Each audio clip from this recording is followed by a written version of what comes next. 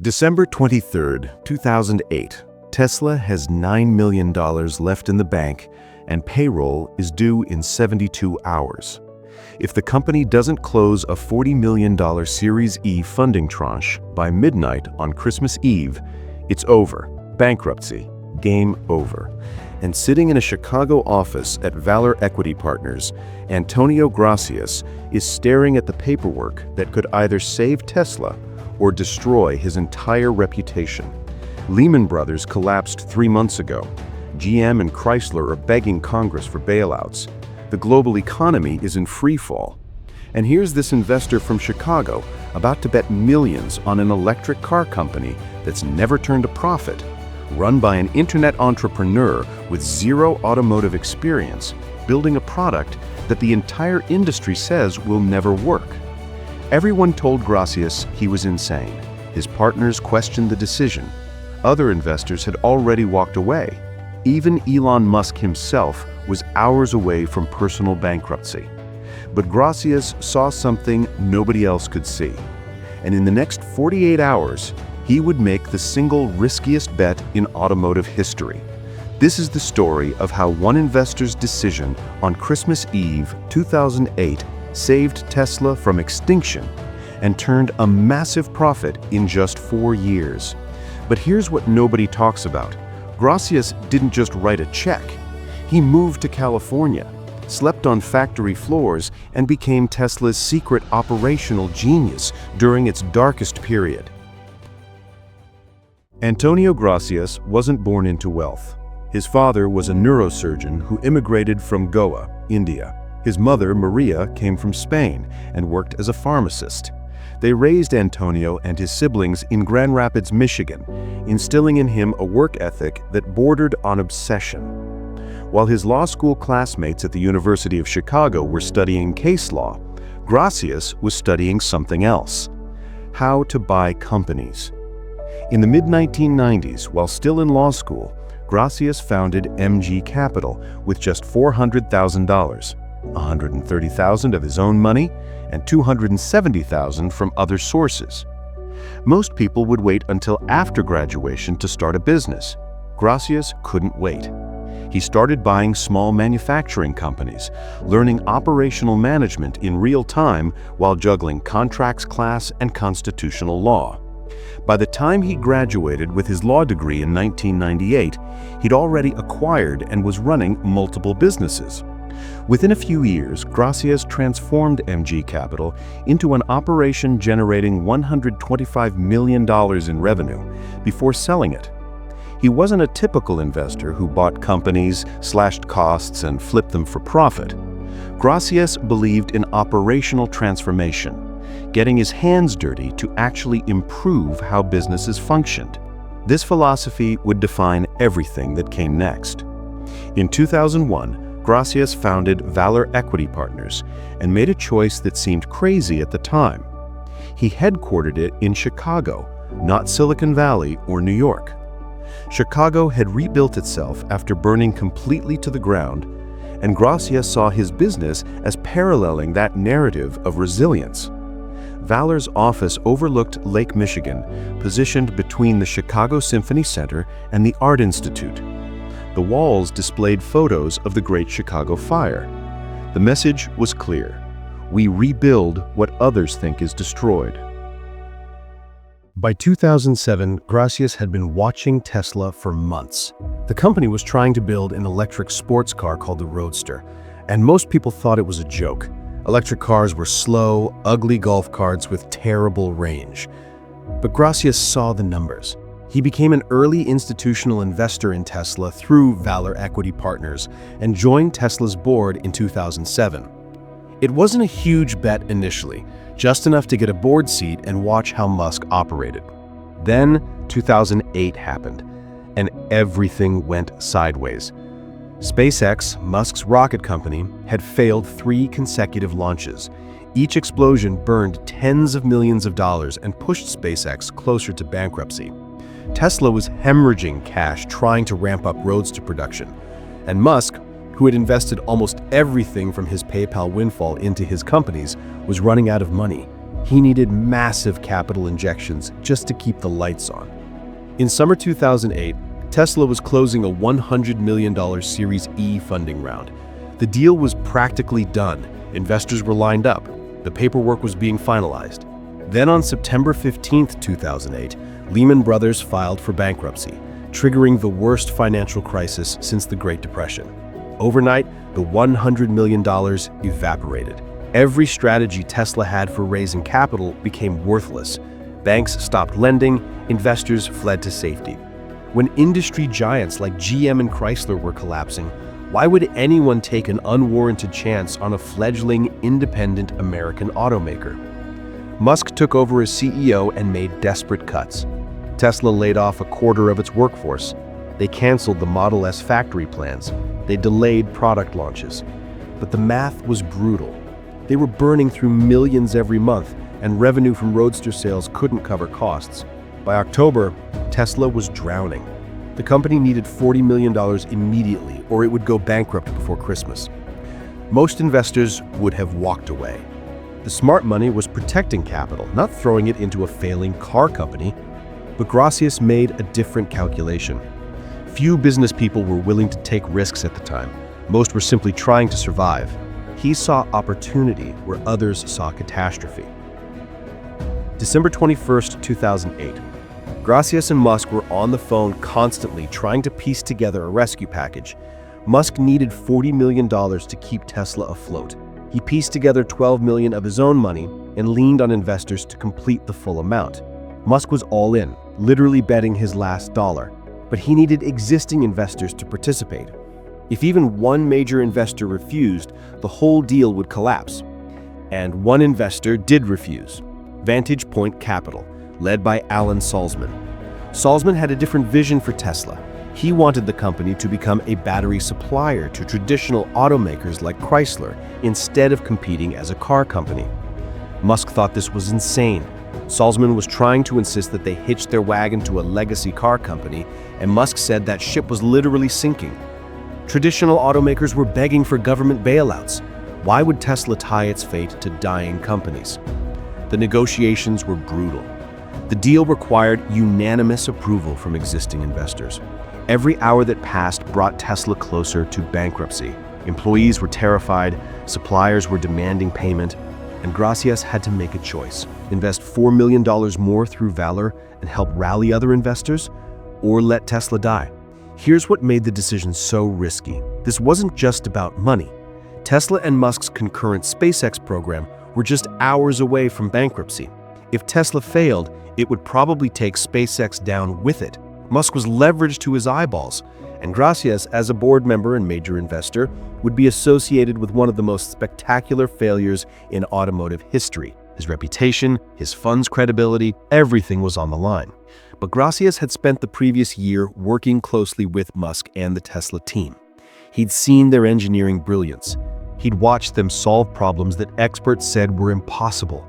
And he believed in something the market couldn't see. Electric vehicles were the future, and Tesla had the technology to dominate. It was a moment in time that really defined him, not just as an investor, but as a partner and as a person. December 24th, 2008, Christmas Eve. Gracias committed. Valor Equity Partners contributed $4 million, which, combined with Musk's $12 million and commitments from other investors like DFJ, helped close the $40 million funding tranche. The deal went through on Christmas Eve, mere hours before the company would have gone bankrupt. According to some accounts, Tesla had just hours of operating capital left when the financing closed. The timing was almost biblical. On December 23rd, SpaceX received incredible news. NASA awarded it a $1.6 billion contract to resupply the space station. The next day, Christmas Eve, the Tesla deal closed. Within 24 hours, both of Musk's companies were rescued from the edge of extinction. Musk would later say it was the best Christmas present of his life. But saving Tesla from immediate bankruptcy wasn't the same as fixing the company. Tesla still had no path to profitability. The Roadster was expensive to produce and sold in tiny volumes. The Model S was years away from production. and the company needed to prove it could actually manufacture cars at scale. This is where Gracias did something that separated him from typical investors. He didn't just write checks and hope for the best. He rolled up his sleeves and went to work. Throughout 2009 and 2010, while Musk was the public face of Tesla, fighting with critics and promoting the vision, Gracias was doing something few people knew about. He was spending weeks at a time in California, working directly with Tesla's operations team. During the 2018 Model 3 production crisis, Gracias was actively involved, working alongside Musk at Tesla's Fremont factory. This wasn't unusual for Gracias. It was his standard approach. At Valor, Gracias had built a reputation for operational transformation. He didn't just invest in companies, he sent teams of engineers to improve their processes. When Valor invested in Little Caesars, they redesigned everything from food preparation to inventory management. When they invested in manufacturing companies, they implemented lean production techniques. Gracias brought that same hands-on approach to Tesla. He helped Tesla navigate the critical June 2010 IPO, which raised $226 million and gave the company breathing room. He helped take Tesla public, treating the IPO as a funding strategy rather than an exit. While many investors saw an IPO as a chance to cash out, Gracias saw it as a tool to fuel growth. The IPO gave Tesla the capital to finally build the Model S production facility and hire the engineers needed to scale. But perhaps Gracias's most important contribution was serving as a bridge between Musk's impossible demands and the team's operational reality. Musk has always pushed for aggressive timelines that seem insane. Gracias, with his manufacturing background, could translate those demands into actual execution plans. When Musk said they needed to ramp production by 500%, Gracias helped figure out how to actually do it. 4 years after Valor's intervention, Tesla posted $385.7 million in revenue for the full year 2012, which was over 26 times its 2008 revenue. The company that was hours from bankruptcy on Christmas Eve 2008 was now delivering thousands of Model S sedans and becoming the darling of Wall Street. Gracias's risk had paid off beyond anyone's wildest projections. Valor's investment in Tesla generated returns that made it one of the most successful bets in private equity history. But the financial returns were almost secondary to what Gracias had proven. He'd shown that with operational expertise and patient capital, you could help companies survive crises that would normally kill them.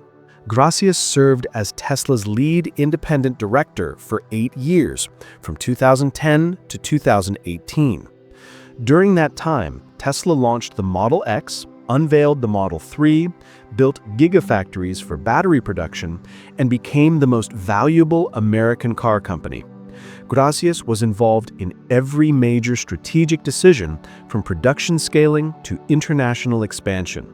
His partnership with Musk deepened beyond business. The two men have taken multiple personal and family vacations together, including trips to magician David Copperfield's private island in the Bahamas, and Gracias was a groomsman at the wedding of Musk's brother, Kimball. This wasn't just an investor-founder relationship. It was a friendship forged in the crucible of near bankruptcy. Tesla wasn't Gracias's only audacious bet on Musk. In 2008, Gracias began investing in SpaceX, again through Valor Equity Partners, becoming one of the company's earliest investors. He joined SpaceX's board shortly after and has remained involved ever since. Valor also invested in SolarCity before Tesla acquired it and later backed Neuralink and other Musk ventures. The pattern was clear. Valor often invests in companies led or funded by Elon Musk. Critics have questioned whether this represents genuine investment strategy or just blind faith in Musk. But Gracias has a counterargument. When we stand alone and other people don't see what we see, that's when we make the best investments. This philosophy explains why Gracias bet on Tesla during the 2008 crisis when everyone else fled. It explains why he continued doubling down on Musk's ventures when others said they were overvalued. And it's why Forbes estimates his net worth at $2.2 billion as of April 2025, largely because of his Tesla shares. Gracias stepped down from Tesla's board in 2021 after 14 years of service, but he remains deeply connected to the Musk empire. When Musk acquired Twitter in 2022, Gracias served as an enforcer and proxy, communicating Musk's directives to staff. Valor Equity Partners has reportedly been in talks with lenders to raise $12 billion for Musk's xAI artificial intelligence company. Today, Tesla is worth over $800 billion and has sold millions of vehicles worldwide.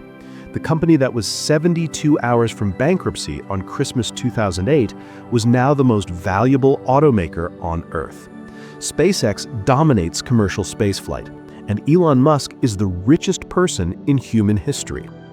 None of it would have happened without Antonio Gracias. When every rational investor fled, when the smart money protected itself, when conventional wisdom said electric cars would never work, Gracias bet everything on a vision that seemed impossible. He has the ability to work harder and endure more stress than anyone I've ever met, Gracias said about Musk. But here's the real story. Gracias didn't just take a risk.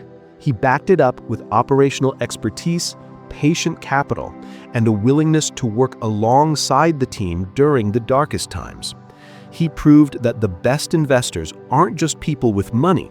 They're partners who add value beyond capital, who can survive crises that would break normal people, and who can see opportunities when everyone else sees disaster.